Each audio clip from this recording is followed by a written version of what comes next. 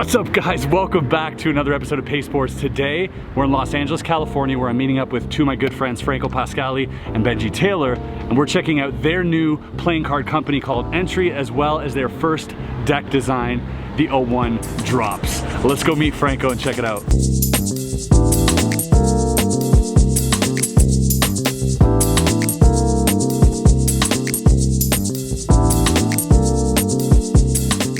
What's up, Franco? How you doing, man? How you doing? Good to see you. We're here today to talk about Pasteboards, your playing cards, the Entry playing cards, yours and Benji's, obviously. Entry is a brand new company that you guys started. Very new. By the way, for those of you looking to get this deck, before we start the video, when's the launch date? The 22nd of this month, June 22nd, entry.live. Entry.live. I'll leave the link below if you guys want to check it out. They're going to sell out quick. How many did you print? This time we're only selling about 2,300. Oh, so super low key, super limited. Yeah, okay. First of all, like, you're an incredible cardist, incredible magician. Yeah. At what point did you say, I'm going to transition from being a magician and a cardist to starting my own card company? So my whole life I made sure that I didn't do anything until it could be executed. Yeah. So I was never really a big fan of trying to do something, right? So I just kind of spent years, obviously, just present in the card community, learning a lot about cards. Historically, it's interesting because I was 15 and I met Benji, who's the partner in the company with me at the Magic Castle.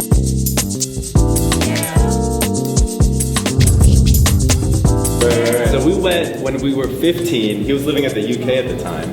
And Benji, you know, he kind of was in the card scene, but drifted off towards the design world. Yeah. And then he started having his design team do awesome collabs for rappers. And Benji's also the guy, you know, he's also produced decks for cardistry. He's produced all of the cardistry con decks. Everyone. Benji Taylor's team does. So he's also doing this year's cardistry con deck? He's doing this year's cardistry con deck. Is there any chance we can see that deck? That's going to be a very secret thing until cardistry con, but it's beautiful. I can tell you that. All good, all good. Yeah. Yeah. And get a good feel for the card, but just kind of place it in your hand, like hold it like this, and tell me what it feels like. Describe that to me.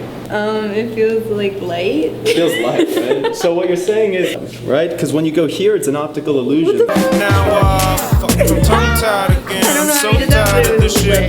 Take the card, don't show me. Make sure you see it. Okay. You got it? This is gonna go back into the deck. I just need it to be very clear to you so you don't forget. Because if you do, it's kind of a pointless trick, right? So help me out with this. Hold on to, let's say, the kings. Could you hold on to these just tightly? I'm gonna take your card just for a moment. Is it 10?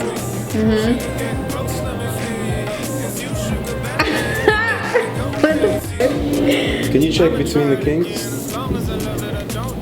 I don't even gotta pretend I'm setting a trend. I ain't got a plan in my head, but the future is bright if I love who I am, and I do, I think, most of the time anyway. I don't believe that we're all happy all day. The world could be a cruel, unforgiving place, and I never forget times that I make mistakes. But I live and I learn now. I go with the flow and see how it turn out. I don't expect to be glad when I burn out. I know it's okay to be sad when I feel down.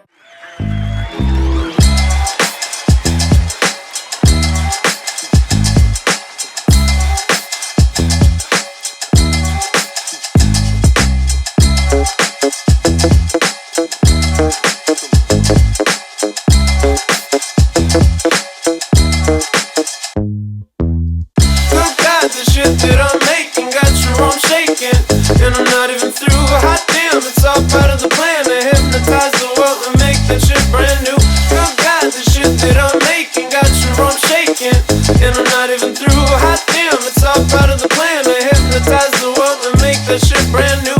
I'ma take my vision on the ride with you, vibe with you. Franco, now that I've got you here, by the way, we're at Ron Pink's place. Can I say that?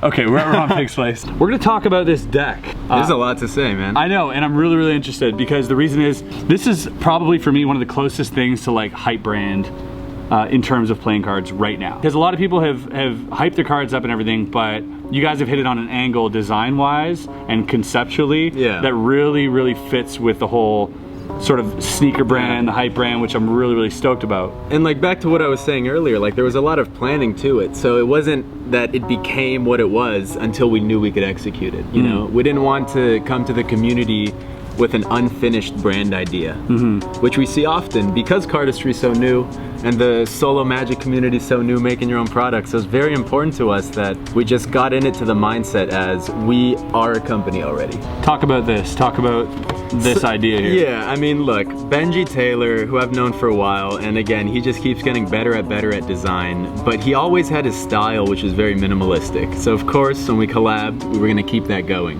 What I like about the number concept is that people would start referring to the decks in the same way that they would shoes, right?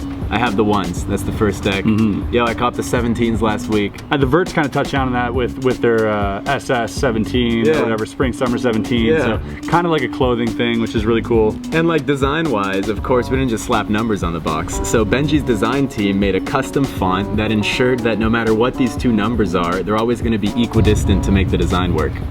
So it's just always going to be the same. It'll look good stacked on a shelf. The back design's the only thing that changes. What's the idea behind the name entry? I think the idea behind the name was that we only sell playing cards. That's what we do. We're gonna sell decks of cards. And this is in some way can be the entry to that world. Because people don't see brands like that. That doesn't really exist, a brand that only sells playing cards. But we're gonna try and teach everybody as much, everything we know, everything we love about cards, we wanna translate that to show people why we love it, you know? What is this lettering here? So, you know, in especially fashion, I mean, you know this, Japanese lettering's definitely hot. But the reason we went with Japanese was something kind of cute, which was that Nintendo, the video game company, I don't know if you knew this, they were originally a playing card company first. I did not know this. So an ode to Japan, why not? It looks great, and there's a cute story to tell too. So you're saying in like a dozen years you guys might start making video games? Hey, we'd make more money. We'll let you know.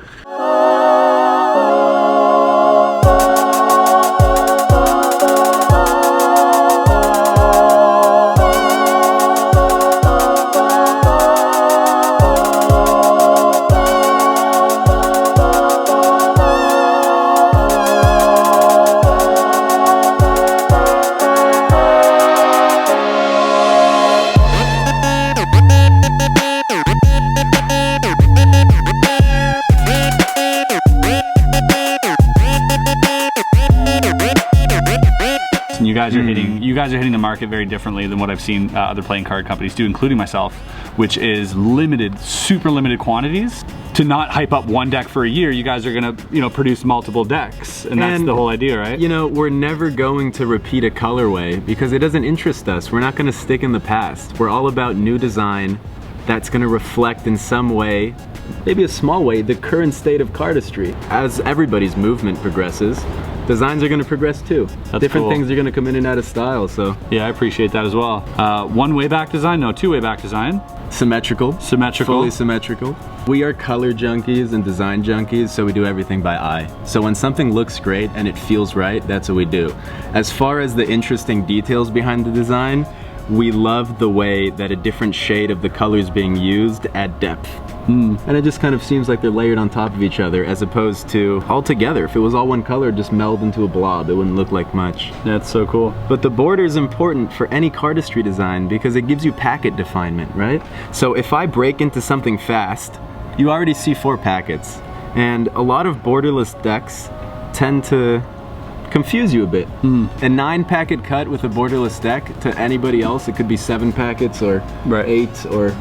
Interesting. And that's always something that I think was important for cardistry. Bicycle, crush stock, United States playing card company, the only way to go. Yeah, you wouldn't go with any other company, would you? No. I'm kind of in the same boat there. Yeah. I feel like the quality of USPC is higher. I think that's such a beautiful ace, and that to me screams more of that Japanese feel than the back design even. It feels like that's something, that's some Japanese art. Yeah, it looks like a logo on its own, right? It absolutely does. Here's the other thing, we don't want to make cards just for cardists. We don't want to be a brand just for magicians or a brand just for the average card player. We want to cater to everybody's needs, and for us, standard faces are important. All we tried to do is this thing that all these other companies did at the time they came out, which what gap could we fill, you know? And we're really going to go for that consistency and that streamlined reliability.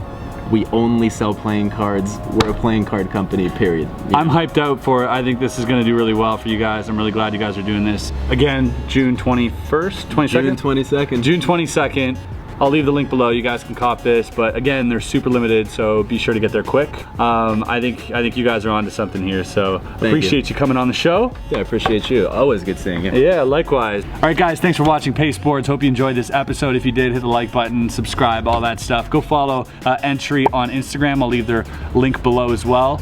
And stay tuned for the next episode. Peace.